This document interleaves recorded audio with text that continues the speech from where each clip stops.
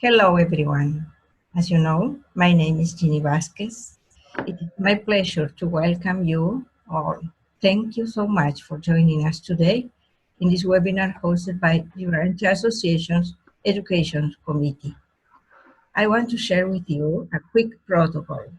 During the meeting, we ask you please mute yourself if you are not speaking to avoid disturbing background noises. If you want to speak, please raise your hand and unmute yourself. Please use the chat only for webinar-related questions, and if you can, please use headphones to improve sound quality. This session will be recorded for future study purposes.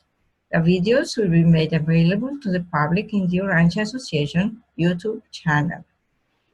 If you do not like your image being used for records, please turn off your camera and ask to speak off the record at any time when you do not want your say to be part of the videotape. This way, your part will be cut out of the video during editing. Today, we have the participation of Carolyn Prentice, who is presenting the theme on wisdom and worship, becoming human. And now, allow me to say a few words about our speaker. Carolyn was introduced to the Urantia Book when she married her husband Jerry in 1992. Together, they have read the book several times, attended Urantia Book conferences, and written articles for publication. Carrie has retired from 32 years of teaching communication at several colleges and now is active with various spiritual groups in her community and beyond. She and Jerry live on a small, sustainable farm outside of Vermilion, South Dakota, USA. Thank you, dear Caroline, for your willingness to serve. The session is yours. Thank you, Jeannie. I'm happy to be leading this webinar, and thank you. It's a little both gratifying and frightening to see all these people who've joined. I had no idea how many people would be here.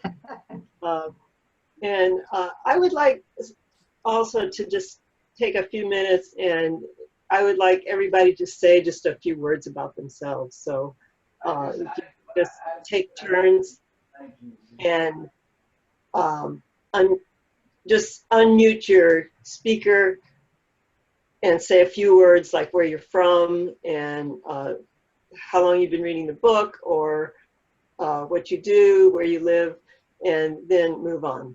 Okay? Would that be all right with you, so we all get to know each other?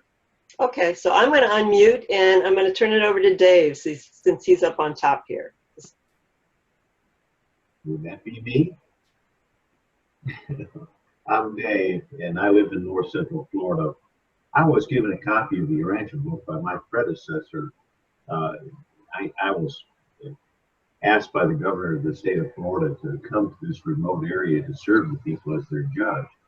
And my predecessor had to step down from the bench when he pulled two guns on a Friday night and tried to kill the high sheriff.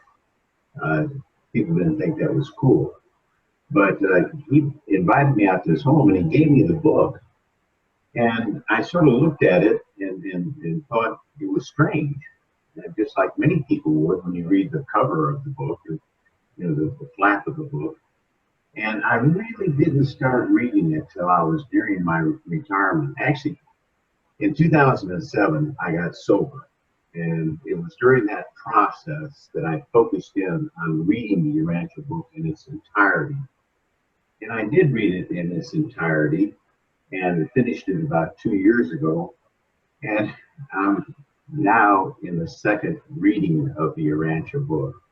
And I felt kind of isolated because I could never run into anybody else who had read the Urantia Book. But in my copy of the Urantia Book was a little pamphlet in there on how to reach out to the Urantia Foundation about study groups. And I did that about 6 months ago. And I'm so blessed to have had the association reach out to me and ask me to participate. What a joy. And it's been a real blessing. But uh, I'm looking forward to my second reading of the Urantia book. I'm Dave. Thanks for letting me share. Thank you, Dave. That's a great story. And I'm glad that you finished the book and you found other readers. Mark, how about you? Hi, I'm Mark, and I'm from British Columbia, Vancouver Island. I found the book when I was in my 20s. It was introduced to me by a homeless man in a library. So ever since then, I've taken quite an interest in it. But I can't honestly say I ever understood much of it until I was about 40. And then again, when I reached about 60. So,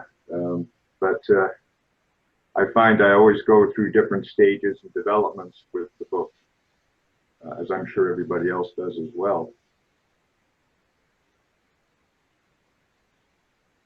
Thank you, Mark. How about the other Mark? Mark Kurtz. Hello, my name is Mark Kurtz. I'm currently living in Alabama, but this summer I'm spending time up in northern Indiana at Goshen visiting friends and relatives.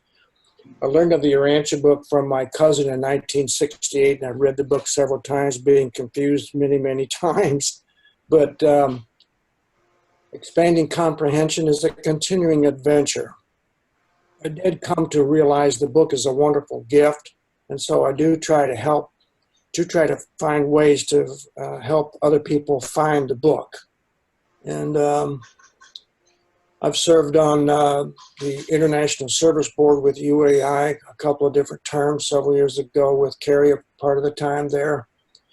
And have a study group going online each Sunday evening at this, what I call the Southeast Urantia Online Study Group, Sunday evenings, and then attend another study group with a couple of new readers Tuesday evenings.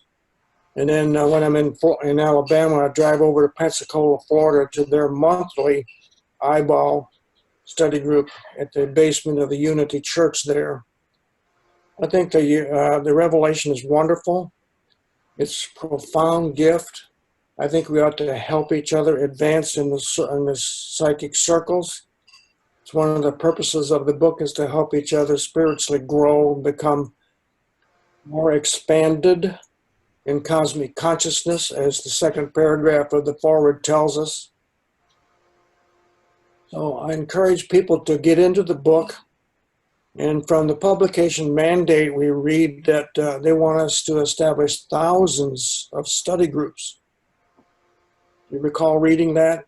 And it occurred to me, well, how are we going to establish study groups unless people know of the book?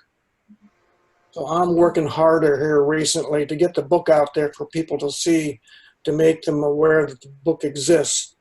And the new book published last month, The Untold Story of Jesus, I'm giving away as gifts, because I think that's a wonderful way to help eventually introduce the Urantia book to people, to let people see Jesus first. I'm done.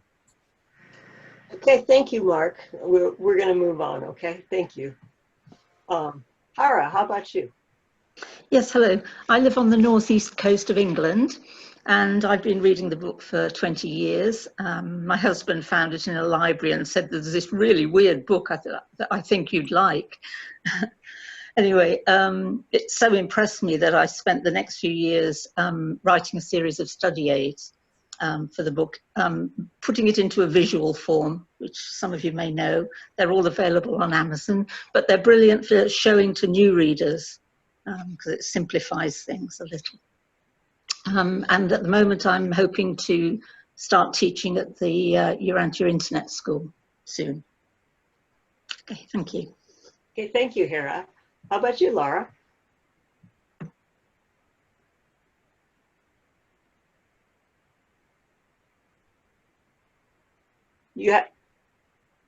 We can't hear you, Laura. We'll come back to you, okay? Jerry, how about you? Jerry, you're still muted.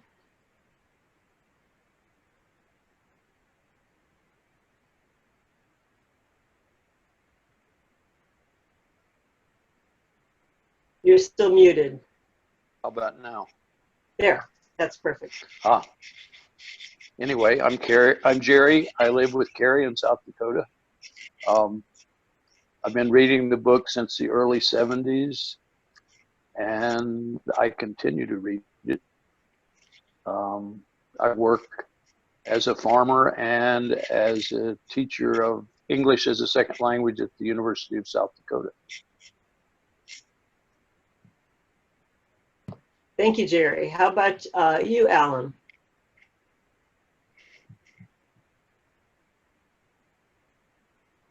Hi, I'm Mindy. I mean, Alan. I like that, Jerry. Yeah, I always like to say it found me in around 1968, but it wasn't really until the mid 70s that I actually started to study it. I wrote a letter to Christy and told her about this incredible experience that I had, and she wrote me back and said, "Don't get the big head. You're nothing special, you know." It's just their way of getting through to you. But it was awesome. It really was. And it was incredible how it really happened. It would take too much time to tell you the whole thing. But there was no doubt when that book fell into my hands that I had found what I was looking for. And I have also been studying it ever since. Mindy, would you like to add a few words? Hi there. Alan turned me on to the book in 1980 when I met him, and I've been reading ever since. And we're here in Riverview, Florida, outside of Tampa. And I guess that's it for now. Mindy and James, we kind of passed you by because we couldn't see you there. Could you say something about yourself? Yeah. Can you see me now? Yeah. Okay. Well, I came across the book around 1977 when I was working at the hospital, and was really kind of flabbergasted by the table of contents and by the remarks that went along with the person that shared it with me. So I just felt I had to have that book, and I took it home with me. I finally bought it. That's what it was, because she was reading it. And I was doing my internship then, and I didn't really have a lot of time, but I did begin to read it. I think I read all the way up to the Trinity, and the more I read, the more confused I got. The book was in English, but it wasn't. I was not comprehending what it was saying. So I put it away for a while until around 1981, 82, and then I went back to it when I began to have some difficulties in my life and I needed some answers. And then it began to make a whole lot of sense to me. And so I've been reading it ever since then. Well, thank you for your story, James. Katerina, how about you? Hi, I'm Katerina. I live since 40 years in the high desert of New Mexico, coming from Switzerland. I found the book in 2001 through a colleague where I was teaching philosophy at the high school, and have gotten involved with the movement as a whole since about 2007, and have the great blessing to work with Carrie with the Daughters of God.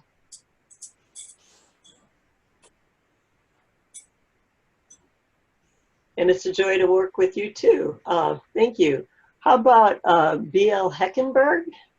My name is Brad Heckenberg, and I got the book in '83 when I was on vacation in New Orleans, and I walked into a Dayton bookstore. I walked over to the book and picked it on up. And at that time they were selling it and it had cellophane. You couldn't even look at the book. And I said, man, this is a crock. So anyway, so I bought it, and they were selling it for $53 at the time. And I said, what? but I needed something to read. I was bored. And I opened it up, and I was amazed that I was reading stuff that I knew. And I didn't know how I knew, and I never could find any validation anywhere else. So for the next 3 days, I just spent reading the book. And I've been, a reader ever since, and in study groups and so forth. And I love it. And every time I read it, still, it's like I'm reading it new. I think that's an experience many of us have had. Hey, Laura, I see you're back. You think you could try again?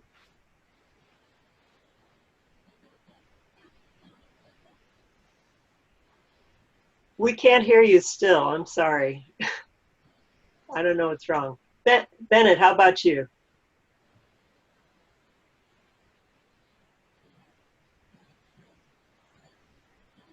Bennett, would you like to give a little introduction? I missed the first. Can you hear me? Yeah. Can you give a me? little introduction just of, No. I can hear you. Okay. Can you just give a little introduction of yourself and, where Okay. you're from, how long you've been in the book?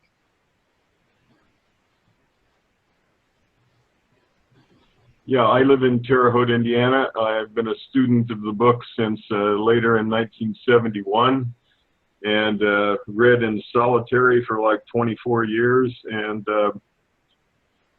joined all of you somewhere in the mid-90s. Happy to be here. Always good to see all of you. Always good to see you too, Bennett. How about you, Holly? Can you tell us a little bit about yourself?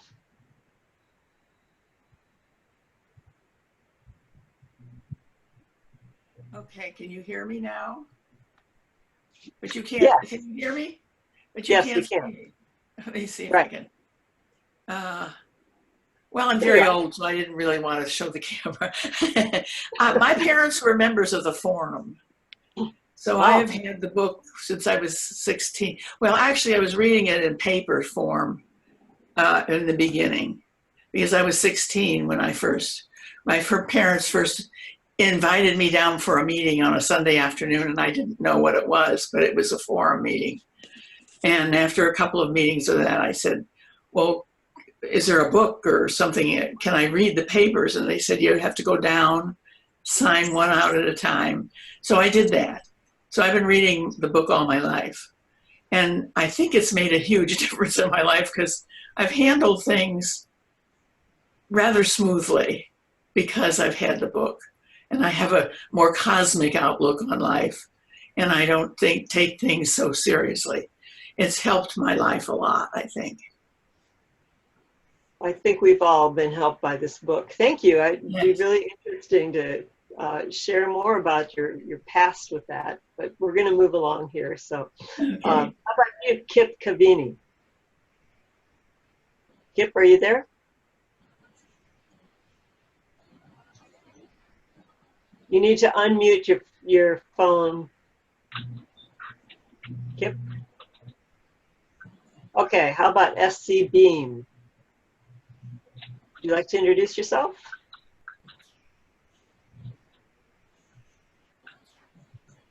Ray Miller? Can you hear me? Oh, Ray, yes. Hi. Yeah, hi. I've been reading the Urantia book for about 10 years, and I'm a co-chairman of a Urantia book study group down here in Southwest Florida. And Kip is in our group along with James, and it's just very enlightening. I enjoy reading. I enjoy discussing it, and it's changed my life in so many ways that I can't even recount them here. So, but well, thank you for joining us, Ray. And maybe Kip can add a few words. I see you now, Kip. Unmute your microphone. Kip, can you unmute your microphone?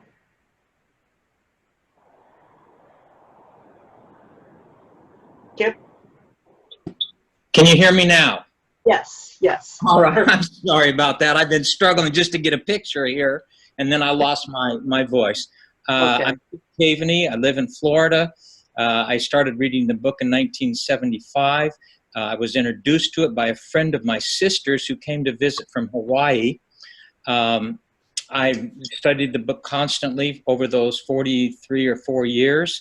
I now live in Florida in Rotunda West. I attend James Lee's and Ray Miller's group, and also Marty's group in Sarasota monthly, and involved in the of course, what has the book done? I could go on for days. It's completely changed my life from what I used to think to where I am now. So I've thoroughly enjoyed it and thoroughly enjoyed the people that are involved in this movement.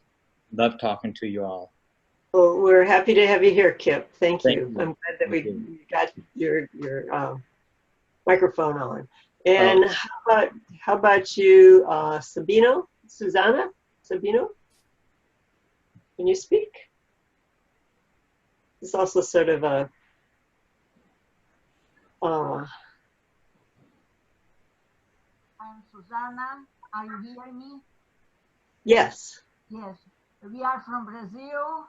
We read the book around from around 1996. We have study groups since then, and our lives changed, and it answered all our questions. Well, thank you so much for joining us, Sabina, from Brazil. So that's wonderful. Glad to have you here. And Erwin, would you like to say a few words? Are you there, Erwin? How about Eva Myers? Eva? Yes. Yes. Yes. I live in La Quinta, California, which is in the Palm Springs area. And I have been reading the book since 2000. A friend of mine from my church gave it to me.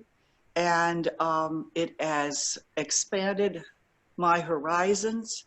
And as the previous speaker said, given me a cosmic outlook. It's been just wonderful. And I just continue to read some of it every day.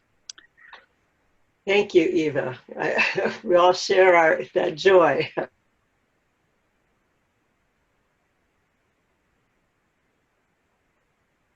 I'm in Southwest Florida. We have a nice little study group going on with Ray Miller and James Lacey and Kip and others.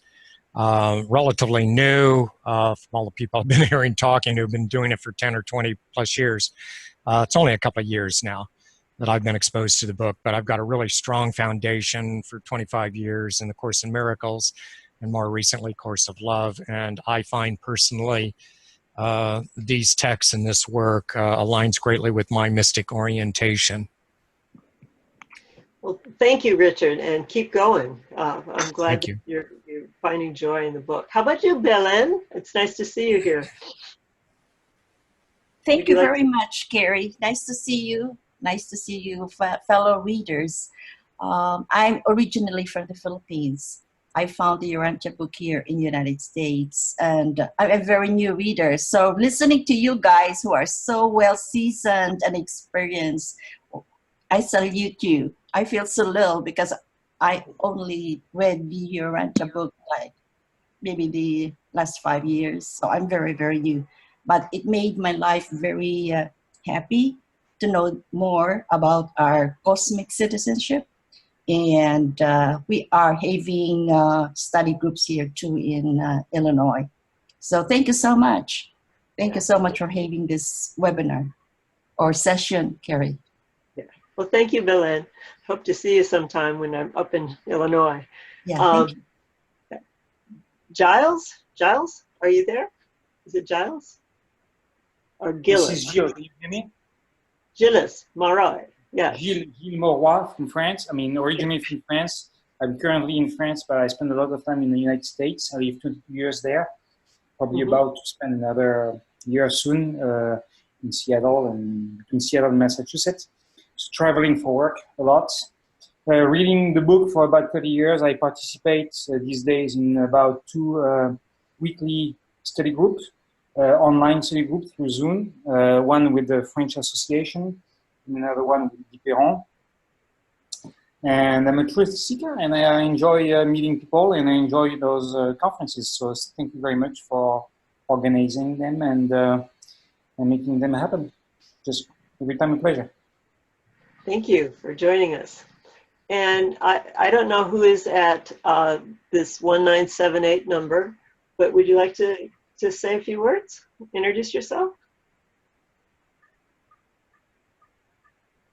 Hello? How about you, Laura? Can we give it another try?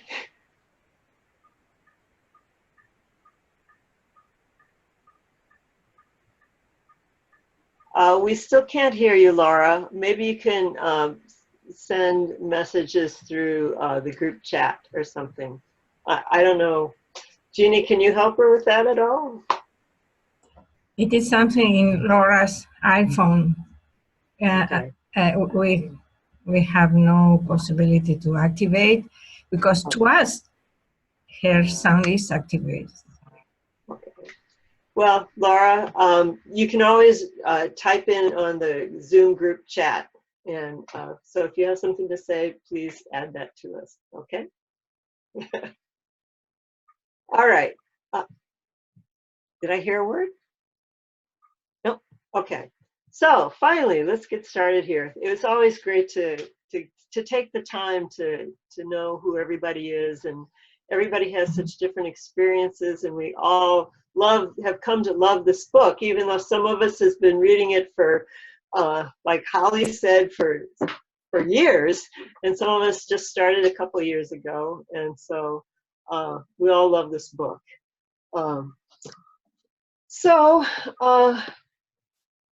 I guess we should go ahead and start. When I think of the word webinar, I think it means a seminar that takes place on the web. And a seminar is by nature, it's a discussion. And so I'm not going to make a long presentation here. I think we're here to discuss what wisdom and worship are to us, and how we define them and experience them and value them and expand on it.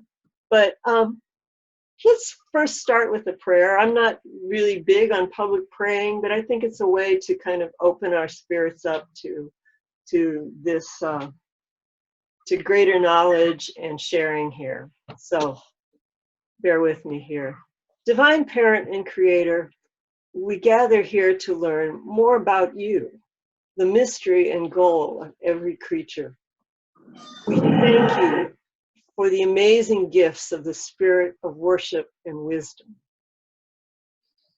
Open our hearts and minds so that we can grow in knowledge and wisdom, so that we can come to new understandings and better share these insights with one another. Help us to listen deeply to each other and to appreciate the magnitude of your love and mercy, and to embrace the endless variety of how we're just mere humans, but you invite us to dance with you. Thank you always. And let's just take a moment of silence for each of you to think about that for a moment.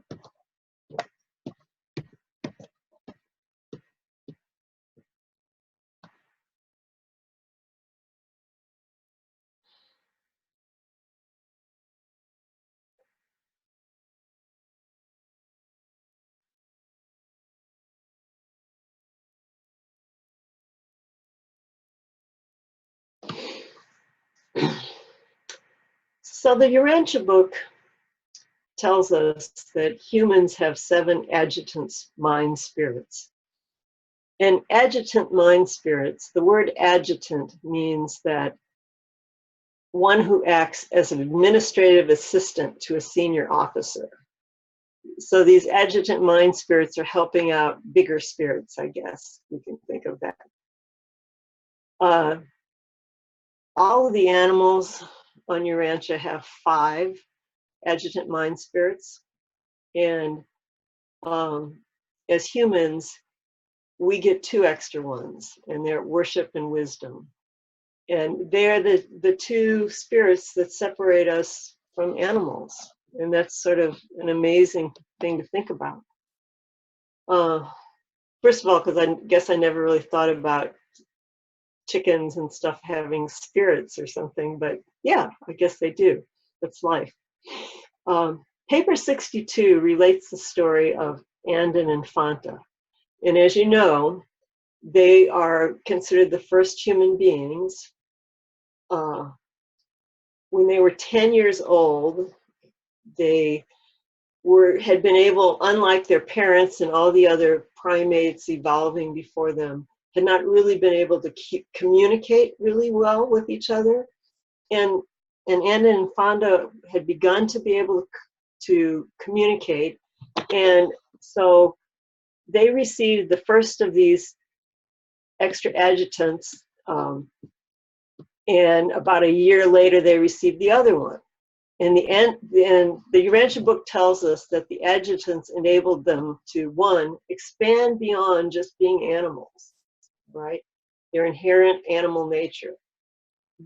And that means that they were able to make decisions independent of instinct. And if you think about it, this is really, this is the dividing point between animals and human beings, is that animals are bound by instinct. They just do what they're wired to do, okay?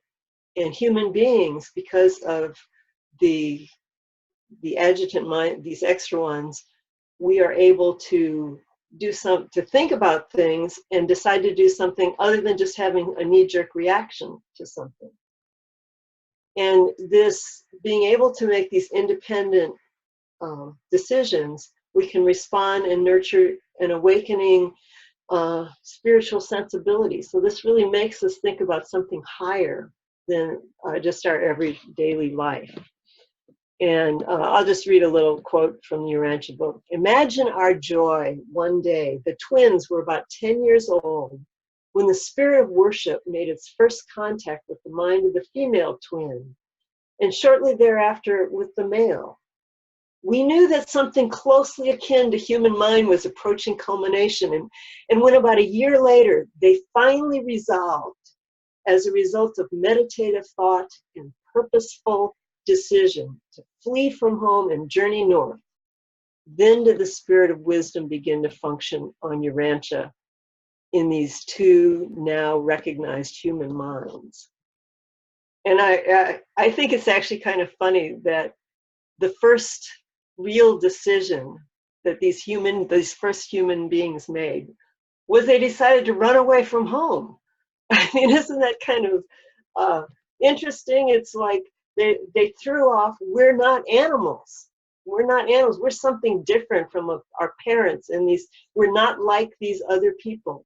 Let's go live somewhere else so that we can really expand and be different and not be bound by this animal nature. And I think that's a wonderful revelation, at least to me. These two adjutants have always been interesting to me because, of course, they're what make us human, and through them we are capable of a spiritual life, an eternal life, and a journey with God and toward God. I live on a farm with my husband Jerry, and we have lots of animals, both domestic and wild, and we have no illusions about the obvious differences between us and them. I know some people who maybe aren't exposed to animals a lot, or just have one pet who seems pretty smart. Sometimes people think that they're almost like their children, and we can be fond of them. But we see every day, that these animals are totally different from us. They are bound by instinct. And we can think about things and figure things out. And we also have a spiritual reality going on here. I find it interesting, too, that the names of these adjutants are somewhat common words that we throw around in conversation. Like we might say, oh, I worship rock star or something, you know, it's like something you really love, we'll use that word worship. Well, we're not really worshiping them. But I have an issue with a lot of times I go to churches and they have this thing called worship service, which seems like very rote and mechanical. You know, it's like we say these prayers and we call it worship, and that doesn't feel like worship to me, which maybe we can talk about a little bit more. We have so-called wisdom teeth, and that didn't make my wisdom teeth didn't make me wise by any means. But until I read the Urantia book, I really never thought about worship and wisdom being as the endowments that separate us from humans. I mean, that's not what we're really taught in biology class or anything like that. It's another matter to really explore what they mean for spirituality. So hold that thought for a moment. I want to say something about my own thoughts on wisdom that are relevant to the structure of this webinar.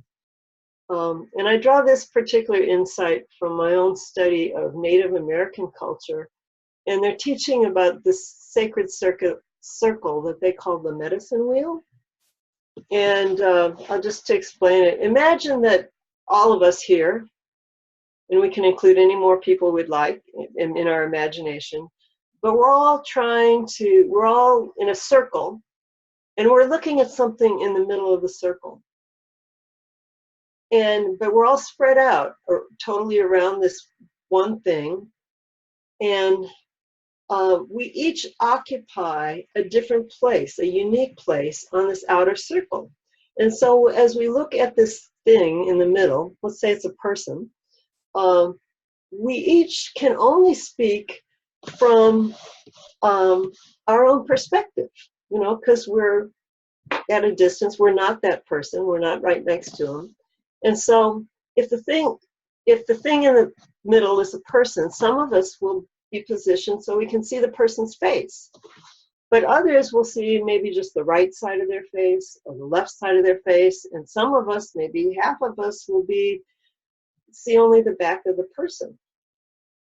But we can really only speak in truth from the position from where we are, okay?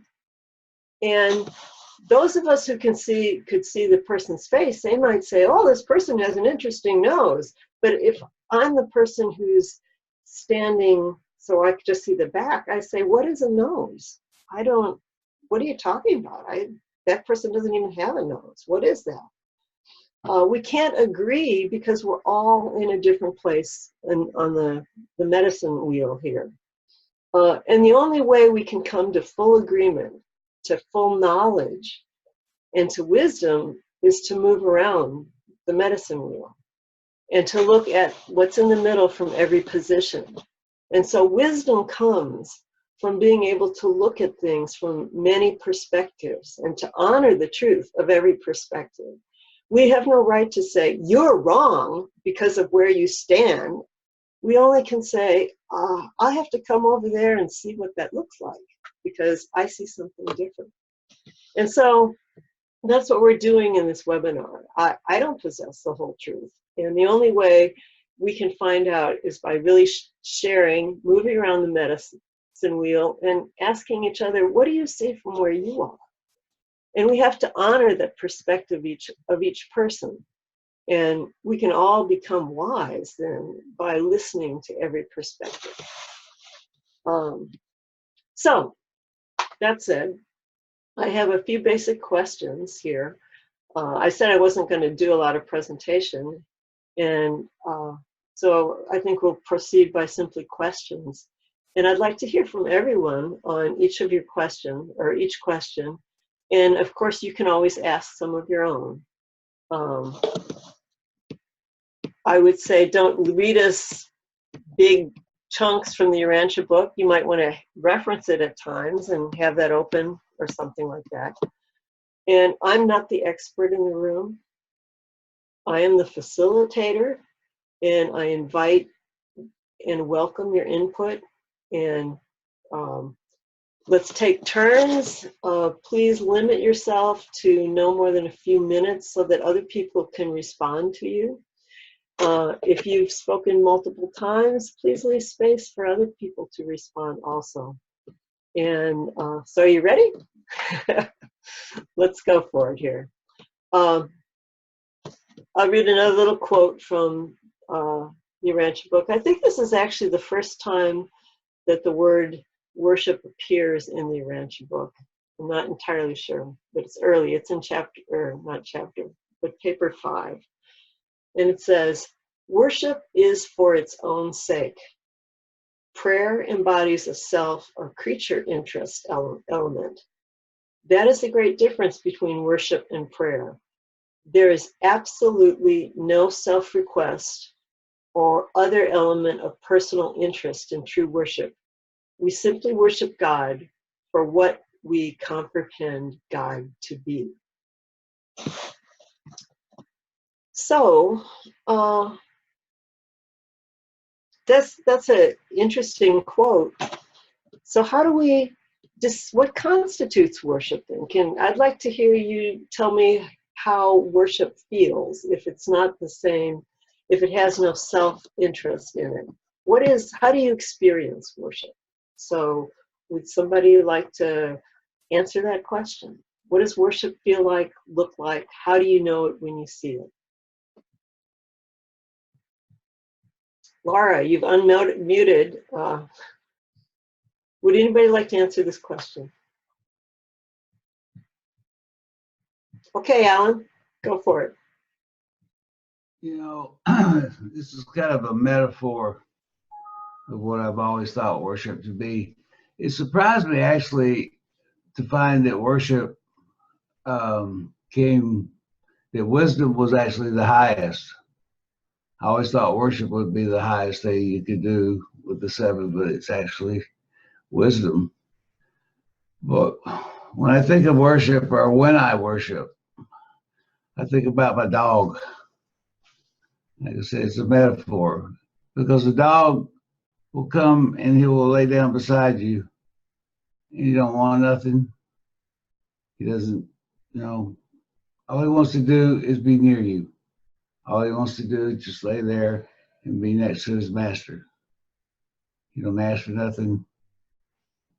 And just like you just read, that's what worship is. It's just when I can sit down and just be with my Father, be with God, Jesus, whoever, and not ask for anything, not want anything.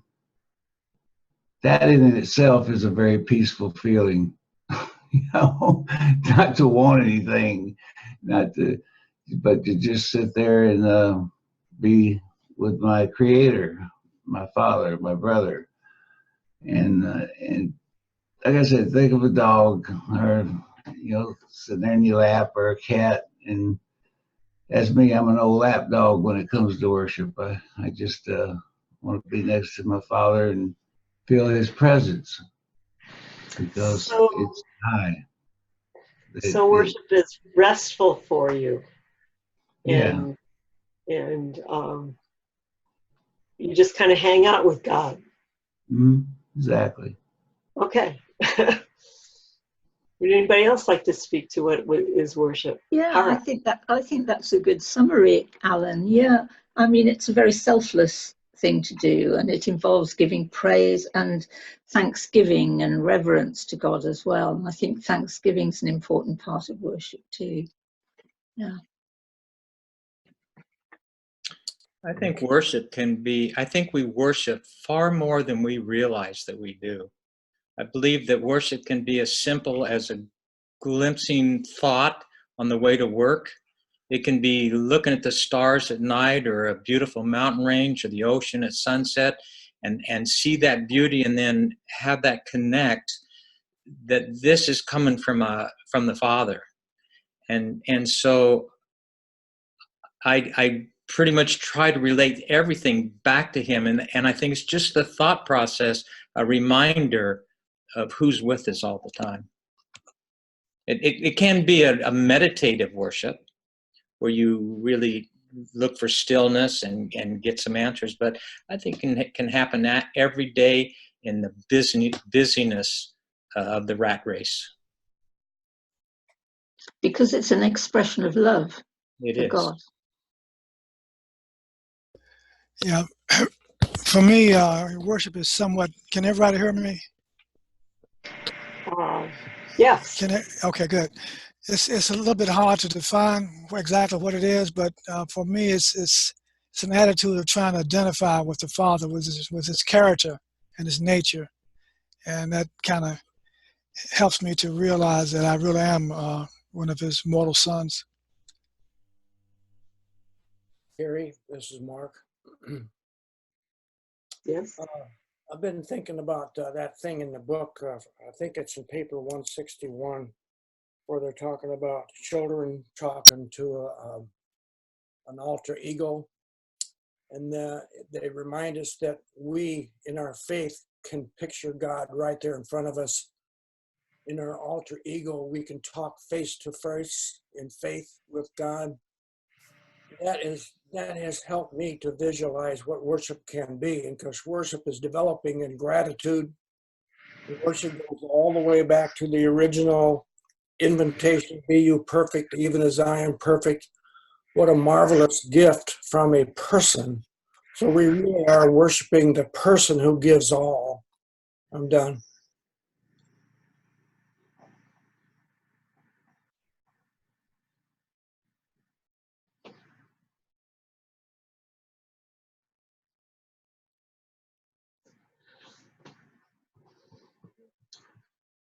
I think it's interesting, you know, that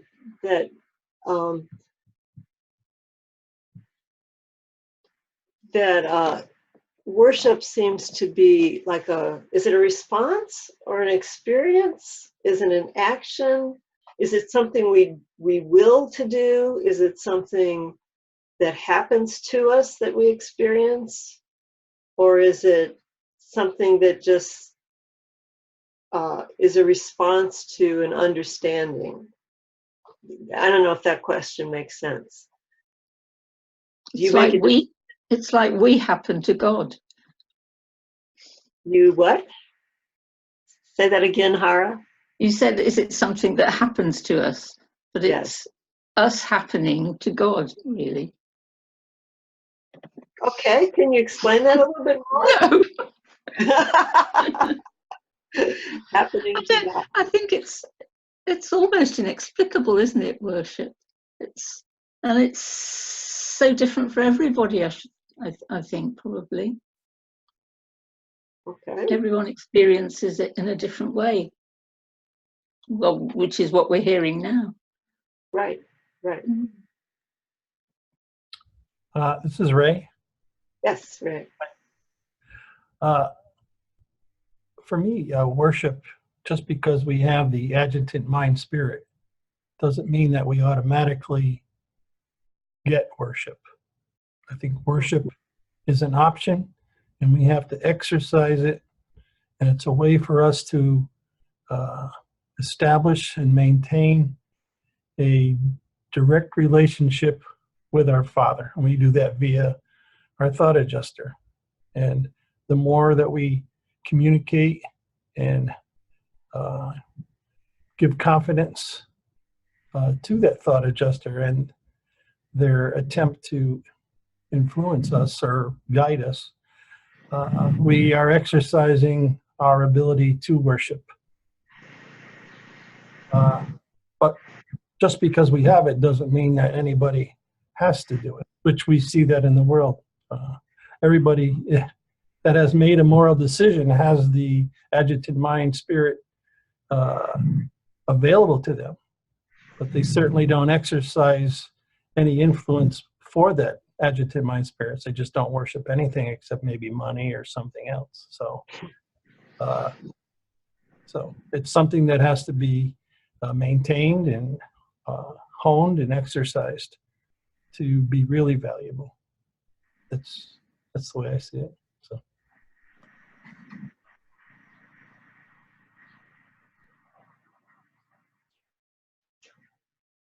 And it's interesting, isn't it, that we're just starting to learn how to worship now, but it's actually we'll learn more about it as we progress through the different worlds, because it's the most all-encompassing thing by the time we get to paradise.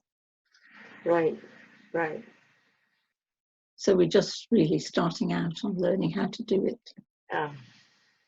Can anybody remember their first experience of worship or what that was like? Yes, I can. Sorry, am I saying too much? Yeah, it was before I read the Urantia book, years before. It's when I first started to meditate, and I meditated on the Jesus mantra, Jesus prayer, and it was just the most incredible experience. I mean, I'd never experienced it before or since. Actually, it was the peace that passes all understanding, that just came over me. And then I had an orgasm in my heart. It was just incredible. What is the Jesus prayer?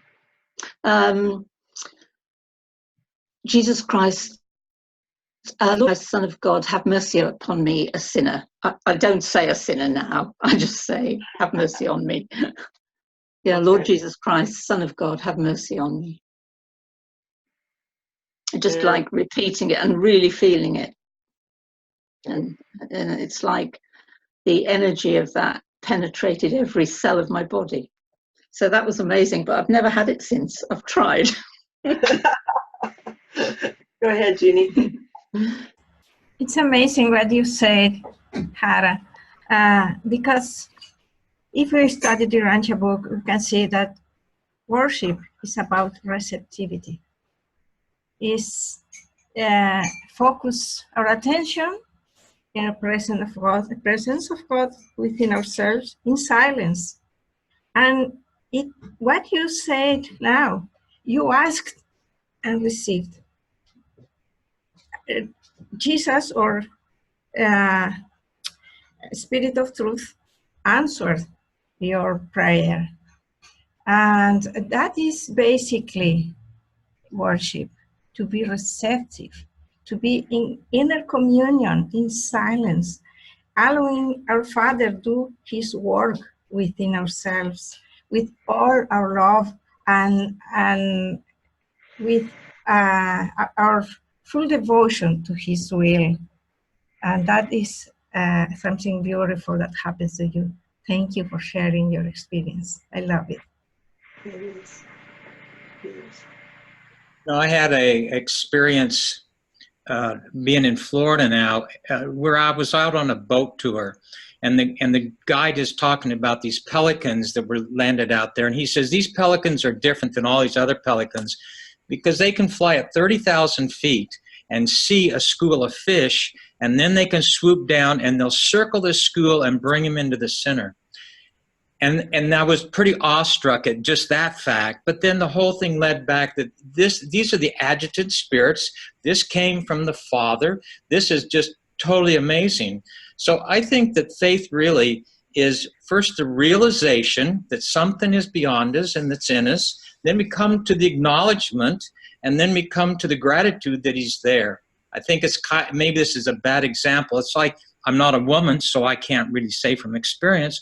But I would think being pregnant, you don't feel that pregnancy right away. But at some point, you come to you know it's probably there, but it doesn't really dawn on you until the time that probably starts to move or before. But you come to a real realization that you have life in you. And then you come to the gratitude of having that life. And I see everything I look at. I used to look at a mountain range and, oh, isn't that beautiful? And then it goes immediately to thank you, Father, for giving me that.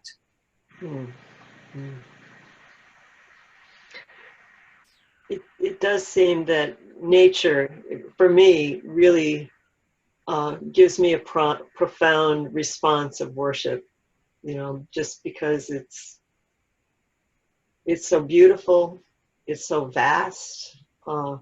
It's also not me. if that, to me, in a way, that's part of worship, is recognizing something that is not me, but is so so big. I mean, God's really big, and yet I'm part of that, but I'm not in control of that. I don't know. That seems like a strange thing to say, but yeah, and that's a worship response, because I have to give myself over to this wonderful experience that really is given to me. Yeah, given to me. Mark raised his hand. Yeah, Carrie, I'm coming back to the questions you asked a little while ago. Does it happen to us? Do we happen to God? Do we initiate it? Do what? And I was thinking that worship really is independent of all doctrine. Worship is a living spiritual experience, bypassing all social, all authority, all anything else that anyone else that wants to impose upon you. If you feel like you appreciate God, you want to worship God, it's direct. And I guess I could say, honestly, there are no rules. So I'm done. Go ahead, Alan. You know, we got a prayer in AA, the 11th step. Well, it's not a prayer, but it's the 11th step. It says, sought through prayer and meditation to improve our conscious contact with God as we understood Him, praying only for the knowledge of His will for us and the power to carry that out. And, you know, when I read in the Urantia Book, everybody always talks about the will of God. And almost every time, right after they talk about the will of God, they say it's to get to know Him better, be more like Him. And that's what that prayer, that's what that step does, you know, that's what worship does for me. If I sit down and I worship, I get into that, you know, meditative state. I get to know Him. I get to be more like Him. The more I know Him, the more I'm going to be like Him. And if I worship something, take a movie star or anything, if you worship something, you want to be like it. You know, you want to be like them. So it's my first time of I guess true worship would have been when I came to that step, you know, in AA, and I tried and I prayed for the knowledge of God's will for me. And the other thing, and I'll close here, is it also says, kind of in a nutshell, the will of God is this, nothing more, nothing less, is to share our innermost self with Him. That's really all He wants, is just to just share His life with Him, you know. And it's just a wonderful thing to know that you got this living part of God inside of you that you can just go to anytime, have a chat with, you know, and get to know Him and be more like Him. Hi, can anybody hear me?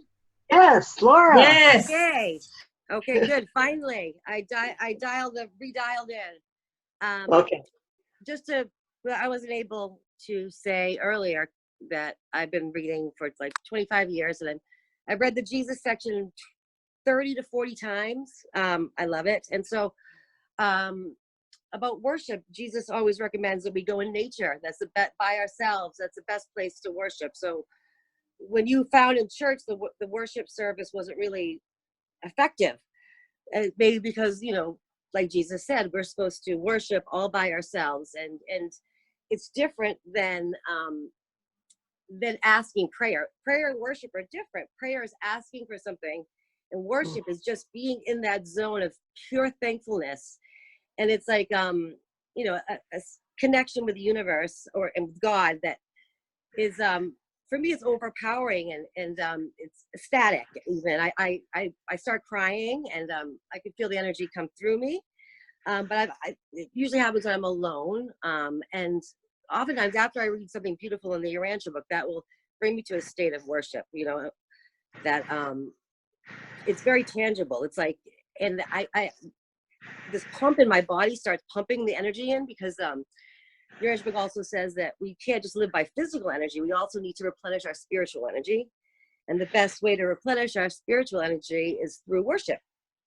And if you don't do that, then people end up having to take their spiritual energy from other people.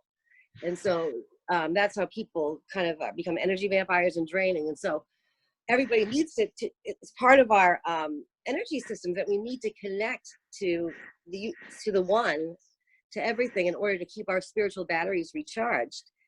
And I find the Urantia book a wonderful conduit for that, because it's just the words are so beautiful in there. It helps me to get to that state of worship where I'm just so thankful. But it's definitely for me, just being thankful and gratitude and not asking for anything and remaining in that zone. And it's wonderful. I'm glad you can finally hear me. Yay. I'm in too. Massachusetts, by the way, near north of Boston. Okay, thank you. I'm glad that we can finally hear you. Yay. Yeah. I just wonder about worship. How often can we and how often should we experience worship? Can you live in the state of worship? Is that desirable? Maybe that's an odd question to ask, but or is it something that just has its place? Or what do you think about that? I think it's something to work towards. Trying to hold that feeling of your thought of just being there as much as possible throughout the day. I agree. Yeah. I think it should be 24/7 if we were possible to do that, but I don't think we've evolved to that point. At some point in our progression, we'll get to that where we think about the Father constantly, and we can still move around in our world, but we can still hold that thought. But I don't know that I think our monkey brain tries to sabotage that by taking over, but I think that would be a good goal. Right. Jesus tried to live in communication with God in every second, and that's why he was the most spiritual person that ever walked the earth, because he was in constant communication with God and always asked for what God's will was before he did anything. But was he worshiping the entire time? I don't know if it's possible to worship, the entire time. You can maybe be in the presence of God, but for me, worship is something that's so overpowering. I couldn't function doing my everyday tasks. I could be in connection with God, but true worship, I start crying, and I just start, it's so ecstatic that I don't feel like I could be in that state all the time. But to be connected to God 24/7 is the goal, I guess, of all humans, because that's what Jesus did, and to subjugate your own will to his will, to always ask what God's will is. And that's, for me, the hardest part, to try to discern God's will and hear the voice of the adjuster. That's hard. It doesn't seem practical to be in worship all the time, maybe, because it is so overwhelming and ecstatic. But I wonder if we learn to channel worship, if in fact we could be. Obviously Jesus was in that state, that we could be much more effective as human beings if we were in worship. So this is Richard. Yeah. I agree. I think we can be 24/7 in a state of worship. And because of my yoga training and teaching background, I make reference also to Deepak Chopra, because somebody asked him regarding meditation, and I'll use the metaphor of meditation. Most of us think, because it's the paradigm that was established years ago, that you sit in meditation, or as a Buddhist, you walk in meditation. But Chopra was asked once, how long does he meditate every day? He says, I'm constantly in meditation. Now, why can't we all be constantly in worship? Worship is just a state of grace. It's a sense of presencing that love and grace that we individually are, and letting that express yourself then in the action that wisdom is inviting us to take, the next step forward. I like the acronym that I've established for myself years ago, AIA. It's where's your attention? Is your attention on something that's very carnal and limited, or is it in the field of being unlimited and infinite? So once you notice where your attention is, what is your intention? If it's not in the place of expanded awareness and presencing of grace and gratitude, then change it. And that's your action. Then from that place of grace, gratitude, and love, the next step forward is the action that you take. Thank you. Nice. Yeah.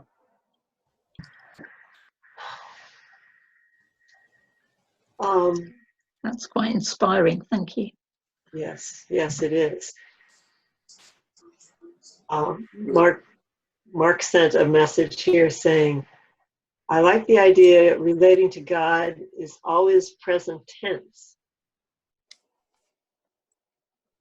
I think that's an interesting insight. What can we do to, and he also asked, what can we do to encourage others to worship or to help them worship? Or even make them want to worship. I mean, so I have known some people who are almost like averse to the idea of worship. It makes them think of, bowing down before a golden image or something. How can we maybe change people's if attitude? they were, I'm sorry to interrupt, but maybe if people were to be presented with the concept that our spiritual batteries need to be recharged, just like we need to intake physical food energy, we also need to intake spiritual energy. And the only way to do that is through worship or gratitude. Or maybe gratitude is the way to introduce people into worship. First, you have to have gratitude, and then you can start worshiping, and then your spiritual batteries can be recharged.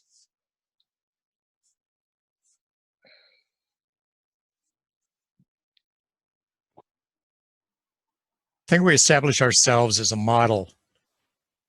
And if other people, without trying to quote unquote convert anyone else into the energy of what worship is, as we understand it, we get out of the paradigm that was been and placed upon us in our mindset of old formats of what worship are, and come into the greater field of energy of what active presencing is. And I like this term of active presencing. It's a capital P, like infinite. So in the sense of presencing, I am all that I can be, with that sense of love and gratitude. If I'm expressing that, if I'm can be a model for that on a continuing basis, people, like sometimes they say about somebody who's just started meditation, I don't know, what are you doing? There's something different about you. And you say, well, I'm meditating. Well, that's because your energy field has changed. So when your energy field changes, people notice that, and now's the point in time where you might say, well, what you might want to do is, and then you have the conversation, whatever's appropriate with that individual, to be able to speak to the concept of what that invites you to work with. Mm-hmm. Nice. Yeah. Go ahead, Mark. Mark Blackham. Unmute yourself, please. I would just like to remind everybody that in Paradise, the conductors of worship have to break people up because they can't stop them from worshiping, so that they've got other things to do. So the conductors of worship will end the session so they can get on with other things. So if they do that on Paradise, I don't know if it's important for us to try to be in a constant state of worship. I think by living the will of God practically, that it is, in a sense, being in a state of worship. Mm-hmm. Yeah. That makes sense. Yeah. So from my background in working with yoga, not to make it too prolonged here, there are 4 paths of yoga, one of which is regarding worship is called bhakti, which also is translated as devotion. So it's not strictly defined as to what bhakti is, how you want to be devoted. So it's a way that you can say and speak to another individual, or your acts in the world. It doesn't have to be an actual lighting a candle and placing it in front of some image or whatever it happens to be that are traditions in some ways of quote unquote worshiping.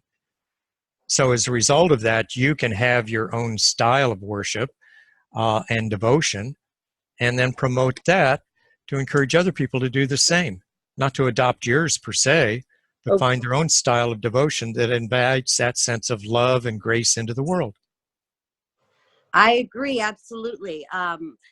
Like we were talking about the medicine wheel earlier, and then everybody is unique. Everybody has their own perspective. Everybody is a different piece of the puzzle of the universe. And so everybody has something unique to share. And any way that we all worship is okay. And when we respect each other and love everybody in the world, no matter what, unconditionally, that's, I believe what, will bring the world to a, higher vibrational level, usher in the age of light and life. It's definitely about accepting the uniqueness and the differences in everybody.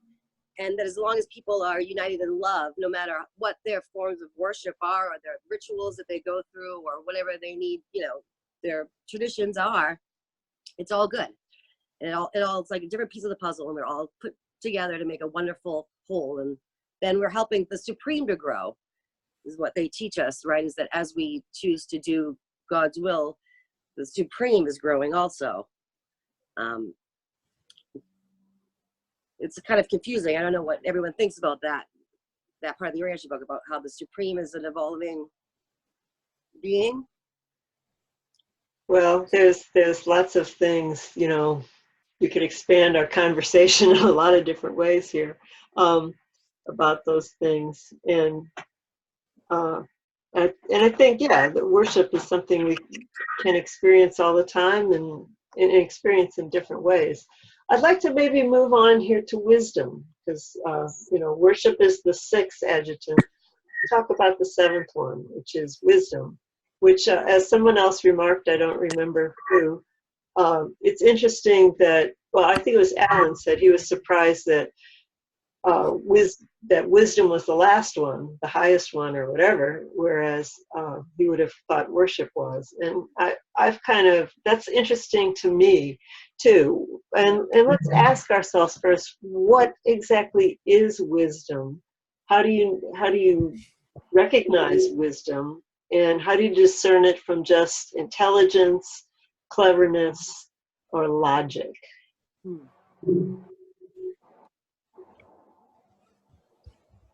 Yeah, it is very interesting that that's the highest, higher than wisdom. I mean, worship is lower than wisdom, maybe because it's easier for the more primitive humans to worship, and then wisdom comes later, like through the Urantia book is the ultimate tool of wisdom, and that's why we're giving it. And like Jesus says, the truth will set you free. It does. It sets you free. I mean, the truth contained in the Urantia book is exactly what humankind needs right now to take us to a higher level of spirituality. God grant me the serenity to change that. I can't remember nothing now. What does that tell you?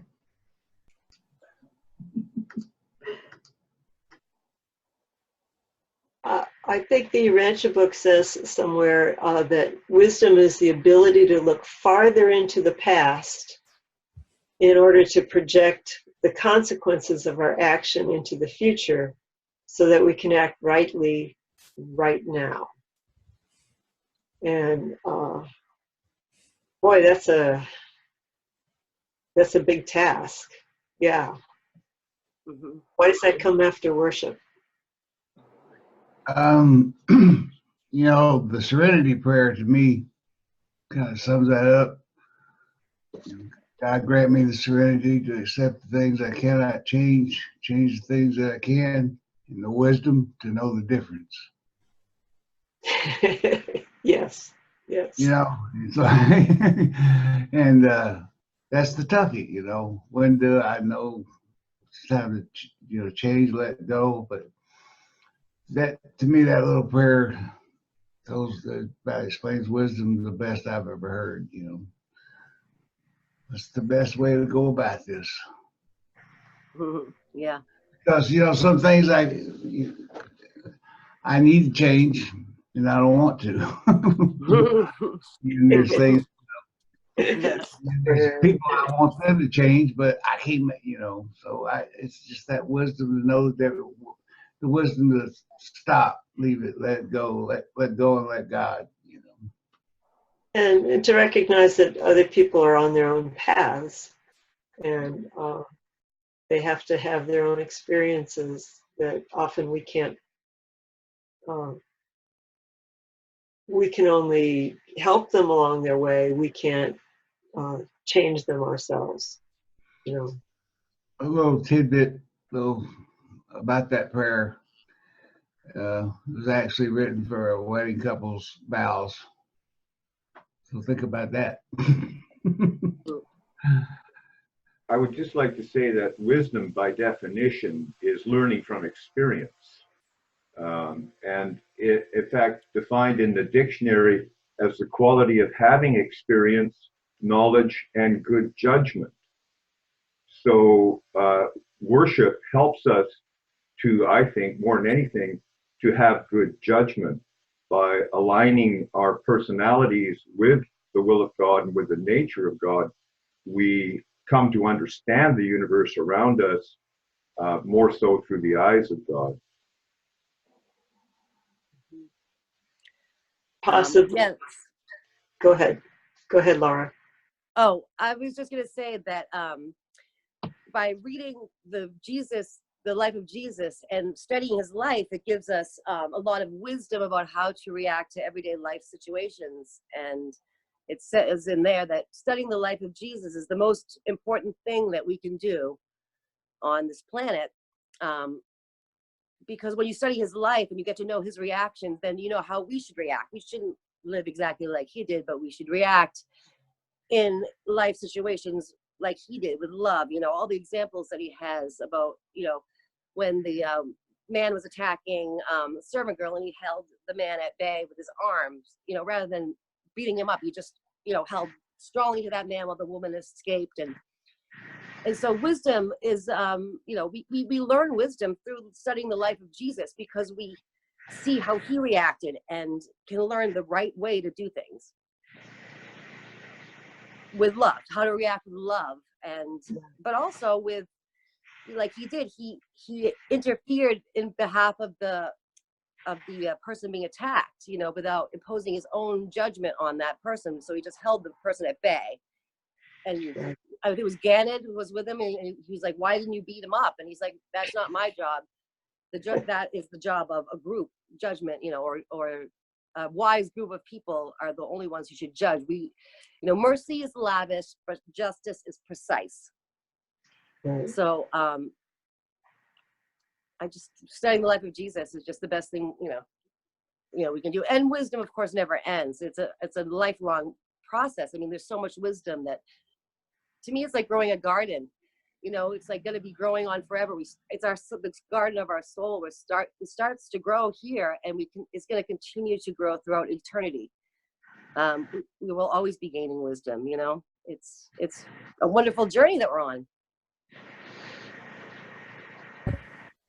I find it useful to think and to permit models of other ways of thinking to come into this question, one of which is the Buddhist orientation: right thought, right action. So you don't react to something. You first have right thought before you take action. And then you have to consider, well, what is right thought in this case? What does wisdom invite me to understand as to what the right action in this case is? Both in applicability on the earth plane, but also on the greater planes that are out there. Once again, I source back in for a moment into the yoga world. It's called jnana. And jnana is a subtle body that's actually more subtle than the physical body. So it takes time. If we just let the physical body guide everything, the mental thought, the intellectual side of us, then that dominates. But if we calm down, come into a moment of greater stillness, and we ask then that more subtle body, which is the jnana body, and let that subtle body give us the guidance that we need to take for right action.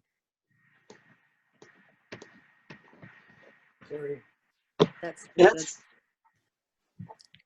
assume or say that wisdom is accumulated, accumulating evidence of a person's choosing the better way.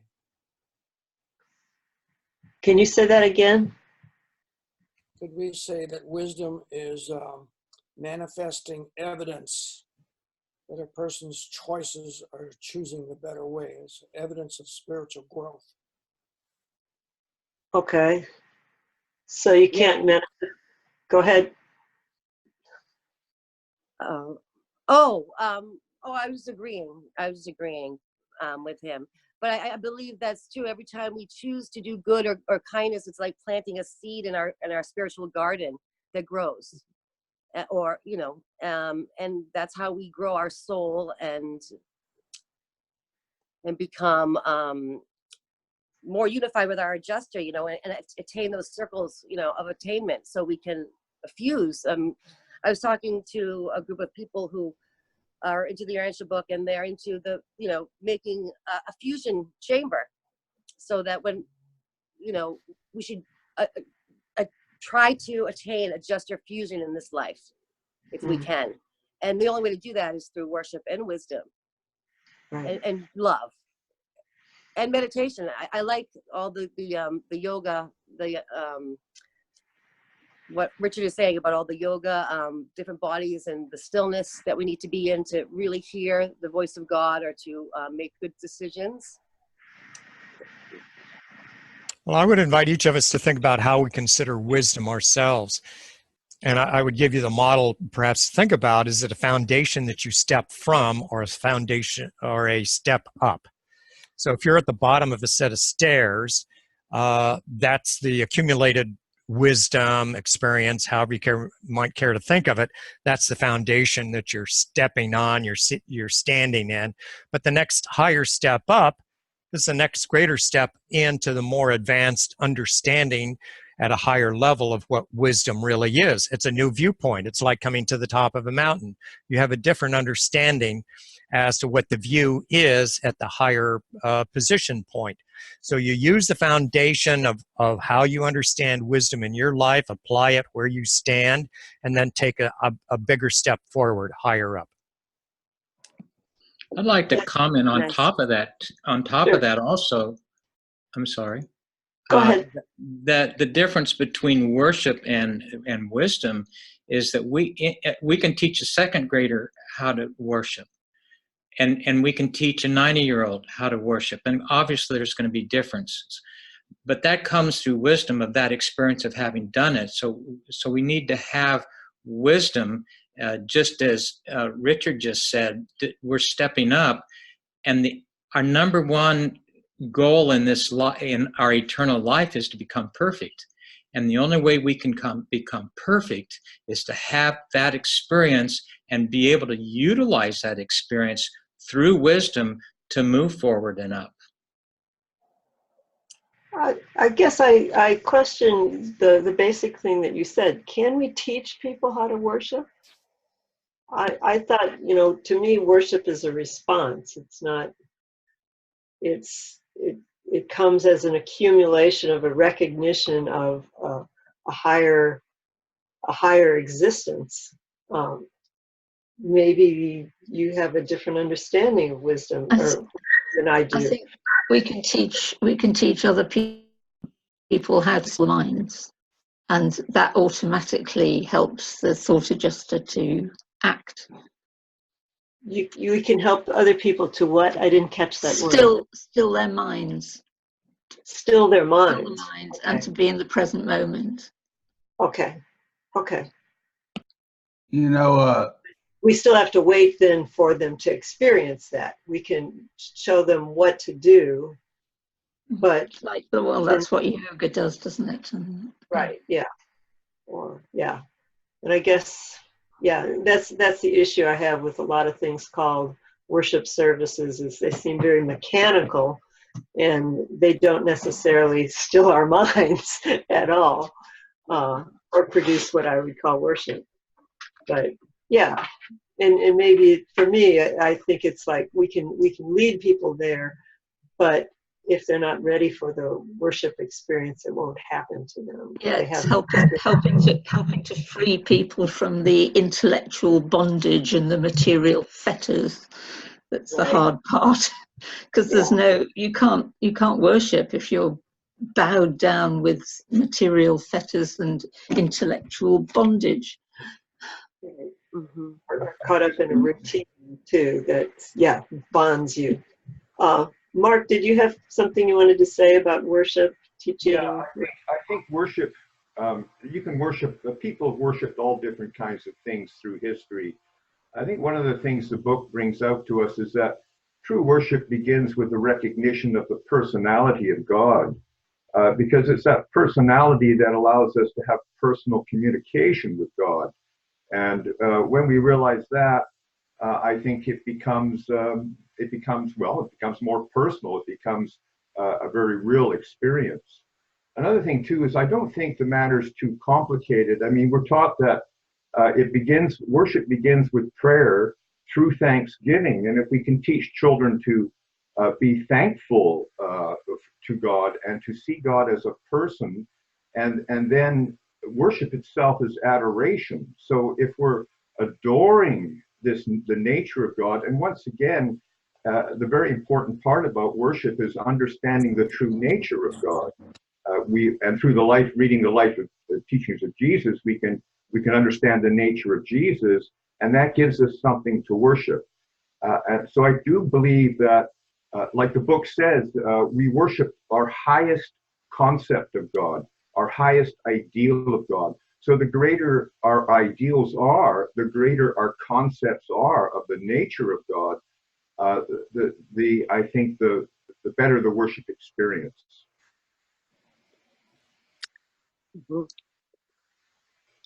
You know, the word experience comes up a lot. I mean, that's how you get wisdom, is by experience. I mean, Jesus never said, you know, he did what he had to do, but he loved to go out and meet new people and experience everything that he could. And again, going back to our program of AA, how we teach is by sharing our experience, strength, and hope with someone else. Now, you know, we can't change them or anything else, but we can share our experience, our hope, our truths. And we may say something that turns a light bulb on for them. But to me, the more I experience in life, the more wisdom I'm going to have.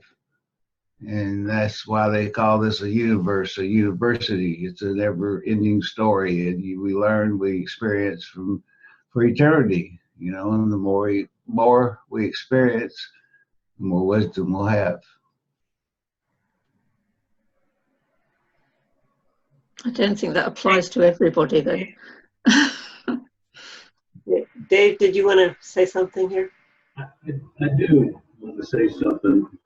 Actually, in response to what Mark shared with us, I was reading his article in the main journal, and when he says that we have a better understanding of God during our worship because of the wisdom that we have gained, I have the same hang up that he has, and that is that if I start thinking of God as being a father, my definition of father may not be the same as all of your definitions of father, because I might have had a different father, and my father might not have been that good. So when I'm sitting there and I'm thinking about it, I have a stumbling block on that, and I'm working on that. Please, I'm working on that. And I did find Mark's article to be very helpful along that line. I did want to say this about worship in general. You know, I was 60 years of age before I really understood about turning my will and my life over to the care of God. Even though I was raised in the church and so forth like that, I didn't understand the concept or the need to turn anything over to God, because I was in control. You know, I was it. My profession as a judge put me in a position of being in control and thinking that I was in control. Okay, so I have been working very hard in trying to turn it over. And here's what I wanted to say. I could be driving down the road and something will happen to me. And all of a sudden, my thought adjuster says, hey, come back to God. You're not in control, you know? And then I started thinking about, gee, I should have started the day off with meditation. I should have started the day off with prayer. And here I'm driving down the highway, and finally I'm realizing that I'm not in touch with my higher power. And so I have to pause and stop and put myself in a position of worship. I wish I could, like many of you, do this 24/7. I do it about every other day for 5 minutes when my thought adjuster finally catches my attention. But I will tell you, I'm a neophyte in all this, and what you all are saying is so beautiful to me. But thank you for letting me share. I think I suffer, Dave, the same way you do. That I know things I should do every day, you know, that's good for me, my soul, and keeping my focus on the Father. And then other times I just think, wow, I'm busy today. Don't have time for that meditation and connecting with God.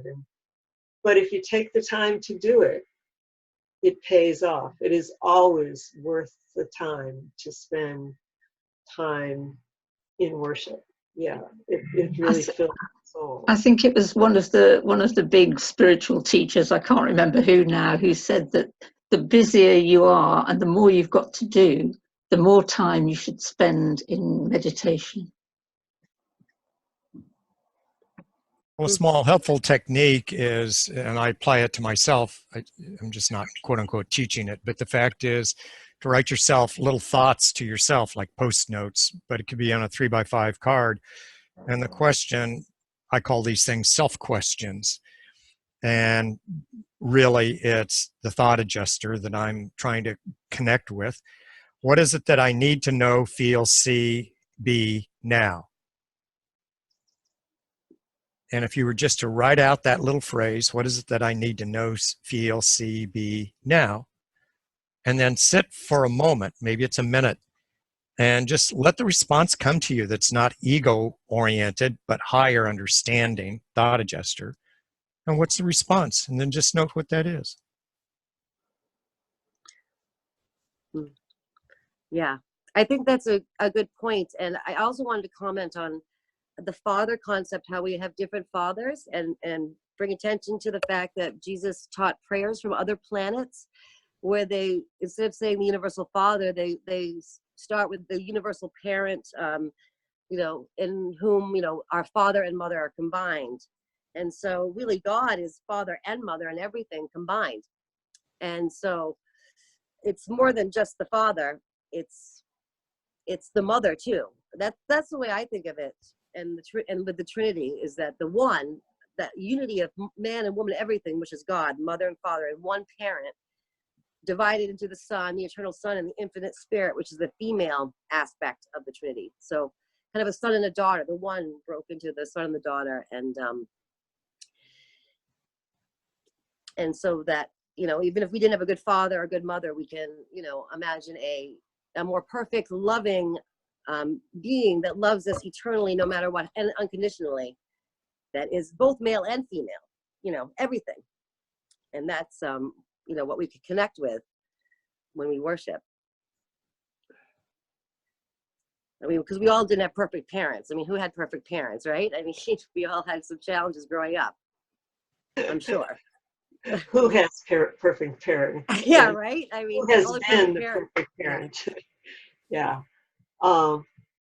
Mark typed in a comment here. Perhaps wisdom is manifest when we choose patience with others, choose love over disgust, choose tolerance when others err, choose the many relationship styles that result in being more godlike.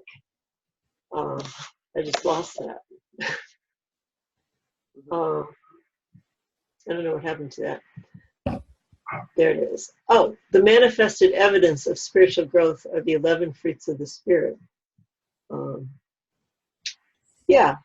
So maybe the question is, how do we know that we are experiencing wisdom actually? And Well, what like we Jesus, why? Well, like Jesus said, the truth can be felt deep within. What does it feel like? I mean, do we all have different experiences of the truth? That what do we feel when we think that's true? Can we put that in words? I mean, I feel an inner sense of correctness, like this is correct, you know, and that this is good, and I don't reject it. But I read something that's negative, like in the traditional Bible, I always had problems with anything that was negative, because I traditionally knew that God, you know, that the Christian concept of Jesus died for our sins and that God punished Jesus, you know, that I always rejected that. I could always feel that that was not correct. It just deep within, you just know, no, that's not right. I guess it's just a feeling that you have. I feel like I've been really growing recently. I don't want to, you know, like claim like, oh wow, I'm great or anything, but I've become more meditative about stuff, and I can actually choose kindness in a way that I think I didn't used to choose kindness. You know, often you have knee-jerk reactions to somebody's, you know, offending you or something, and or you think, well, you know, I don't have to do that, or I don't have to be nice to this person, or this person doesn't deserve that. And I've just kind of approached all my interactions with people on a slower basis, and thought about, okay, here's a human being. And I think one of the great gifts of the Urantia book, and thinking about these adjutant spirits, is thinking about this person also has those. You know, this person before me, who is annoying me at the moment and perhaps treating me unfairly, they have these adjutant spirits. I need to speak to and they have, you know, the thought adjuster within them. I need to speak to that. I need to address the God in the other person, and look at the level the person is, and speak to their animal nature or their God nature or whatever, and to be more kind toward them. And I think that's what kindness is taking that time to really recognize those, the level of the other person, and that they are a God-seeking person too, and they are also endowed with an eternal spirit too. And that's really changed me for the better, and changed my life for the better. And I feel more at peace with the things that I do, and feel like, okay, that added goodness in the world. And you know, it's not that I was a bad person before, but now I'm trying to really focus on what's the best thing to do, and what's the best thing for this person and for everybody here. And I can thank the thought adjuster, and I think wisdom and worship working inside me. So I feel like I'm slowly opening up to wisdom after 66 years. So I'll shut up now. Sherry, I think that one of the true tests of character is driving your car. And I think Dave mentioned that. It truly brings out the best and the worst in us.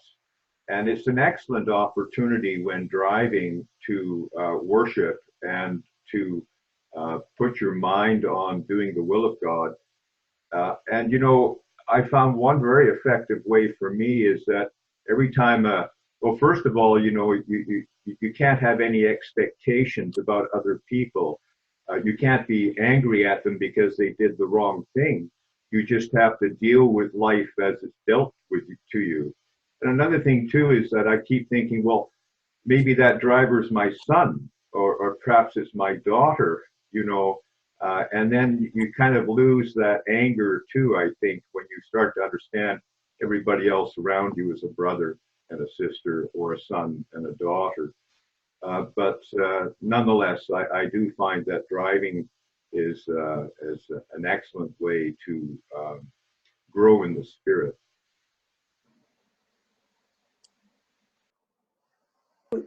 Who knew that driving could be a spiritual experience? But yes, you're right. We spend so much time in our cars, and a little kindness on the road would probably make the world a safer place as well as a better place. Yeah. Thank you for that. It's a microcosm. It's a microcosm of the world. Yes, yes, very much so. Well, I think we can learn from, quote unquote, the wisdom traditions, current as well as earlier times. In this case, I'm citing the Buddhist orientation of the Brahma Viharas, and one of which is loving kindness. And what we're each wanting us, the inclination, if we'll listen to our thought adjuster, is to pay it forward.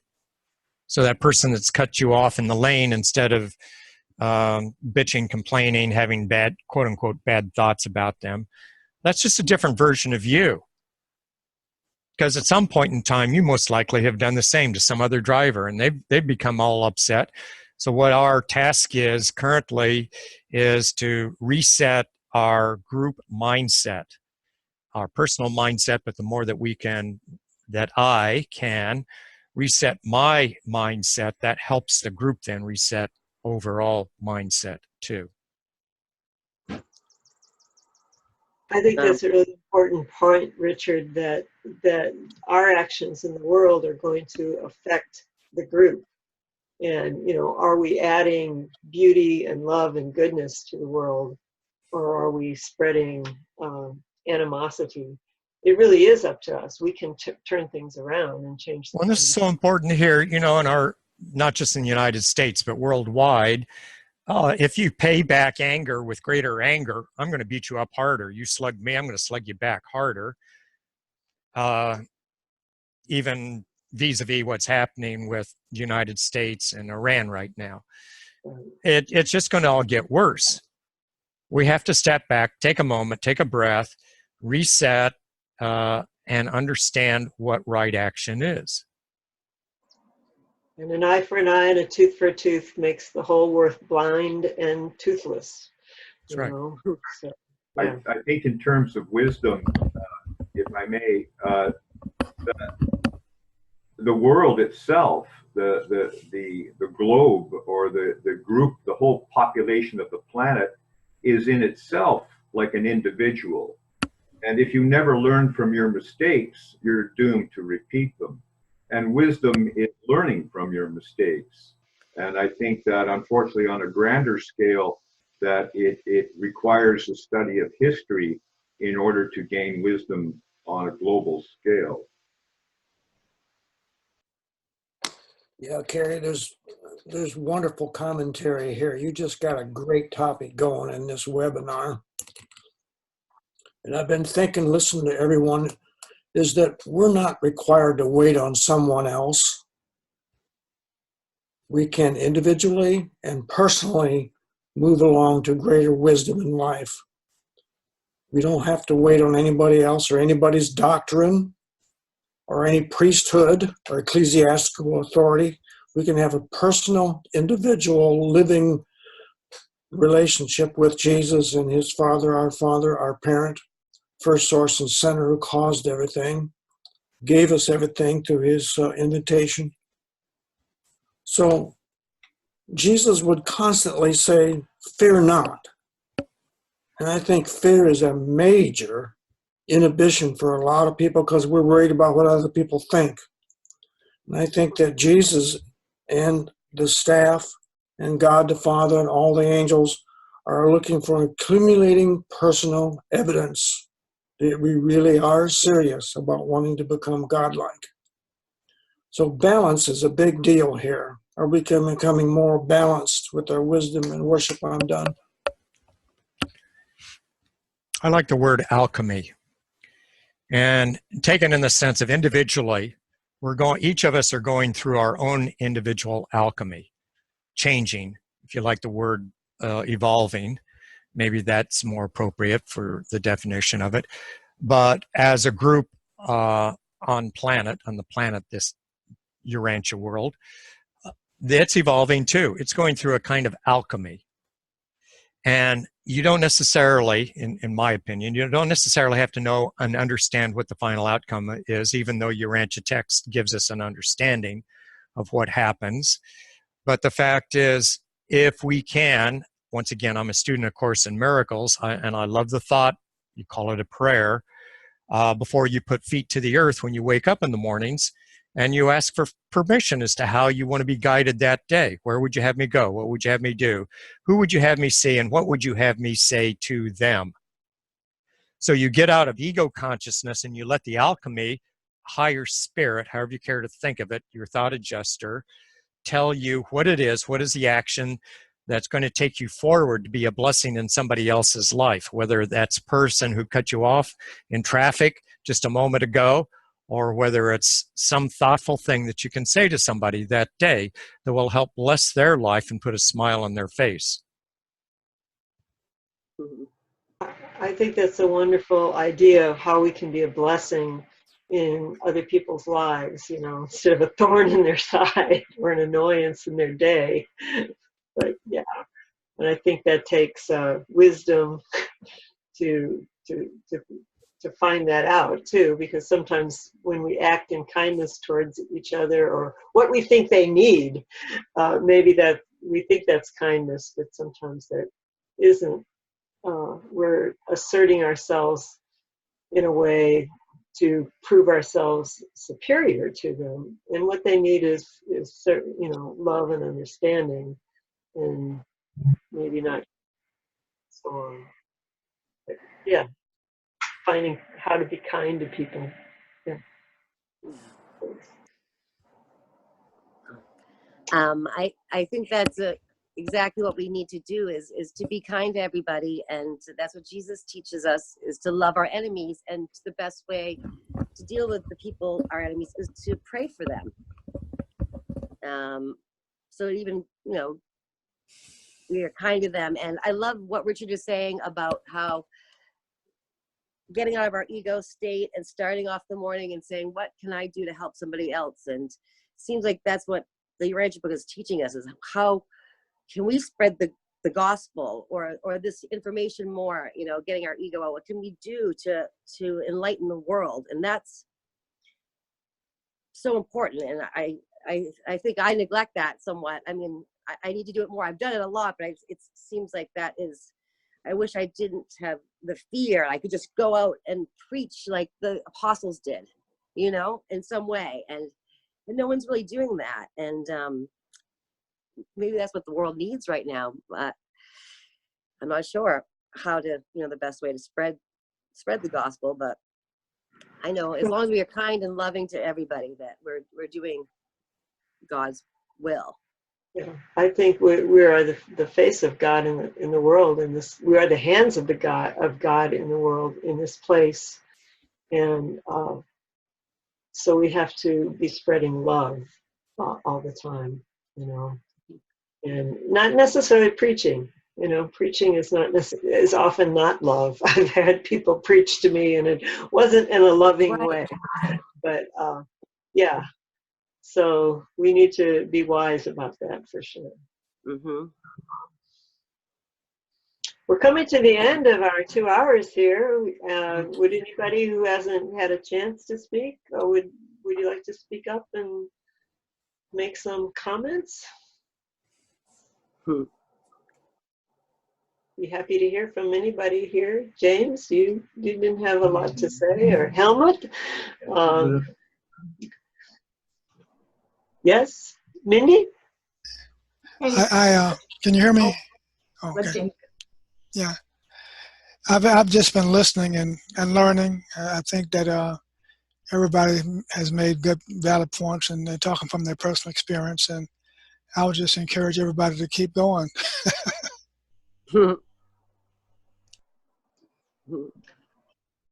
I just wanted to bring up one of my favorite quotes. I pasted in there, which talks about the interplay between, you know, we always think of worship as being that, you know, almost like mysticism, that we're going in our prayer closet and we're just communing with the Father.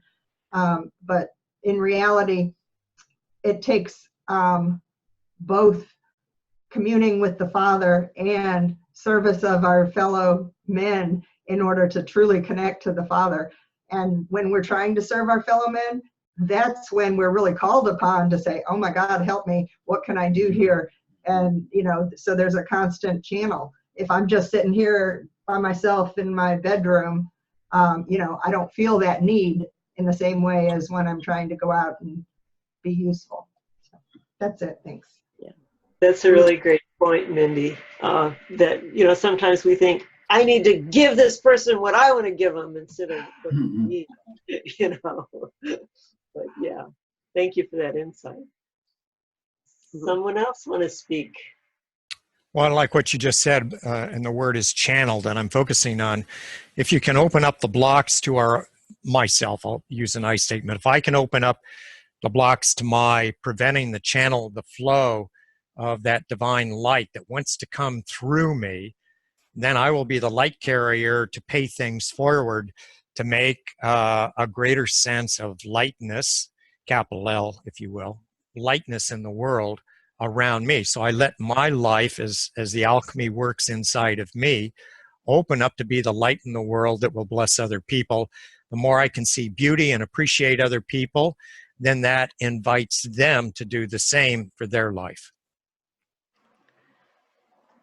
That's true. That's what Jesus said. There's the aroma of friendliness that emanates from a love-saturated soul. So when you are filled with that love, people can feel it. Like, to me, it's like the fragrance of flowers, the aroma of friendliness, and then they're more apt to come to you and ask you about, or just talk to them. I mean, I've noticed that. I live in New England, and people are very cold around here. But as I've grown in the spirit, people are more friendly. When I was younger, it just seemed like no one talked to each other. It's very puritanical around here. And as I grow in the spirit, people feel more free to talk to me, and because there's that aroma of friendliness that emanates from my soul. They know that I'm not going to condemn them. I'm going to be kind to them, and they can feel it, almost smell it. You know, it's part of our energy.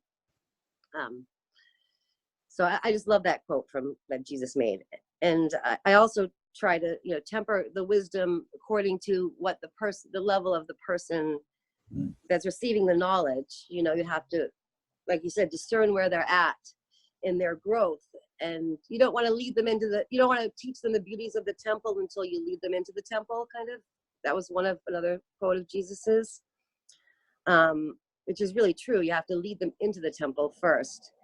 And I find sometimes God can be an offensive word. So, you know, I find sometimes great spirit I have to use when I'm talking to people.